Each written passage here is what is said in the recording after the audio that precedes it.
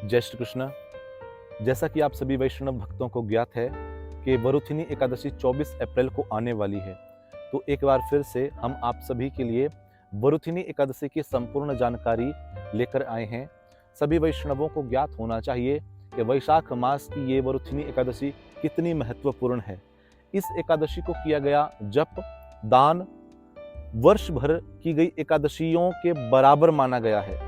हमारे शास्त्र कहते हैं कि वरुथिनी एकादशी को यदि कोई 108 बार ओम नमो भगवते वासुदेवाय नमः इस मंत्र का जाप यदि करे तो 10,000 एकादशियों के बराबर उसको फल प्राप्त हो जाएगा और 10,000 महामंत्र के बराबर उसको एक दिन में फल प्राप्त हो जाएगा।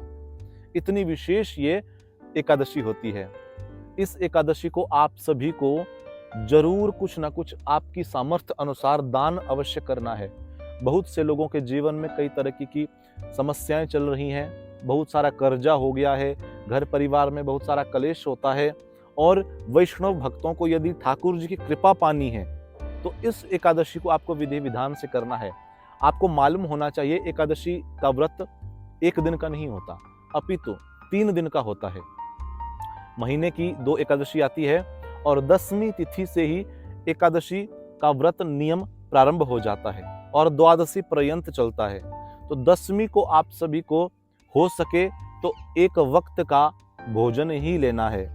इसमें भी आपको चावल त्यागने हैं। 10वीं तिथि को 10वीं को चावल प्रसाद मत लीजिएगा और हो सके हल्का आहार लीजिए। उसके उपरांत आप अगले दिन यानी एकादशी को सवेरे ब्रह्म मुहूर्त में जागकर या आपकी सामर्थ्य अनुसार जाग जाइए, स्नान ध्यान कर लीजिए। उसके बाद जो आपकी नित्य सेवा है ठाकुर जी की वो कर लीजिए।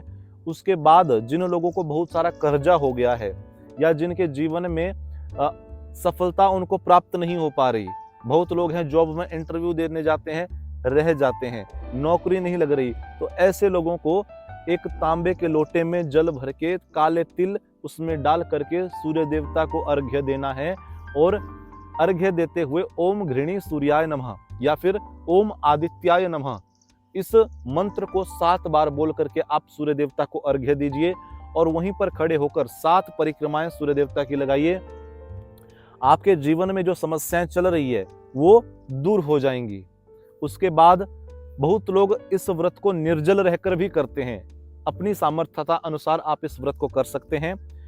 भोजन आपको बिल्कुल भी नहीं लेना है और हो सके तो निर्जल रहिए, अन्यथा आप फलाहार ले सकते हैं, दूध फल इत्यादि आप ले सकते हैं। इस दिन को यदि आप 7 प्रकार के अन्न का दान करते हैं तो तिल के बड़े बड़े पर्वतों के समान दान करने का फल आपको प्राप्त हो जाएगा।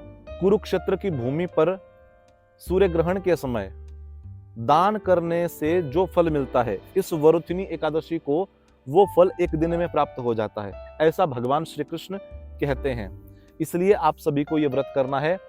23 अप्रैल को शाम को 4:45 बजे ये एकादशी तिथि प्रारंभ हो रही है और अगले दिन 24 अप्रैल को संध्या काल में 4 बजे तक रहेंगी।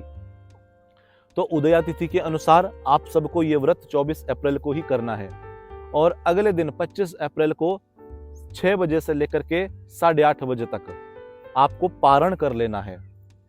तो इस प्रकार से इस व्रत की विधि नियम से आपको करनी है।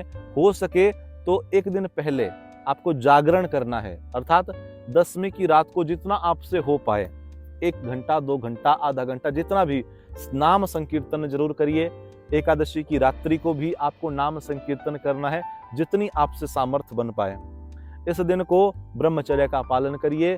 इस दिन को आप अपने मन पर नियंत्रण रखिए। किसी को बुरा नहीं बोलना है, किसी की आत्मा को नहीं दुखाना है। जितना हो सके आप कम बोलिए और प्रेम से रहिए। किसी की आत्मा को आपको दुखी नहीं करना है। दीन असहाय जीव जंतुओं की आपको सेवा करनी है।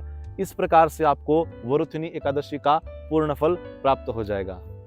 राधे राधे।